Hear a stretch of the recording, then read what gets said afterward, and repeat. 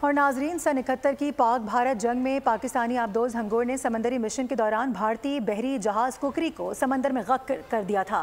جرات اور بہادری کی مثال مشن ہنگور کو آج 53 سال مکمل ہو چکے ہیں۔ ہنگور ڈے پر امیر البحر ایڈمرل نوید اشرف کا اپنے پیغام میں کہنا ہے کہ یہ دن ہمیں ہنگور کے عملے کی بہادری، استقامت اور جذبے کی یاد دلاتا ہے۔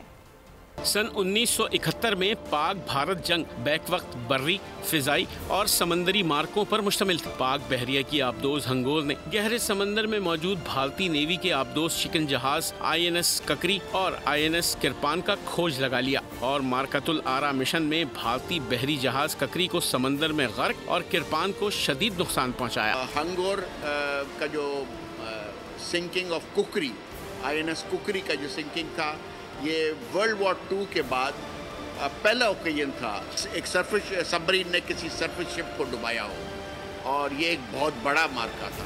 پاکستانی سب مرینرز کے حملے نے بھارتی بحریہ کی کمر توڑ دی اور بڑے نقصان سے دوچار کیا۔ 1971 کی جنگ میں ہنگور سب مرین نے اپنے ایریا میں جب وہ ڈپلوائے تھی تو 2 وارشپس کو ڈیٹیکٹ کیا اور اس پہ اٹیک لانچ کیا، جس میں فرسٹ وارشپ کو انہوں نے کمپلیٹلی ڈسٹرائے کیا، جو 2 منٹس کے اندر ڈسٹرائے ہو گیا۔ پاکستانی آبدوز کے تباہ کن حملے میں 18 افسران اور 176 سیلرز ہلاک ہوئے تھے۔ سبسکرائب کریں اور بیل دبائیں تاکہ کوئی خبر رہ نہ جائے۔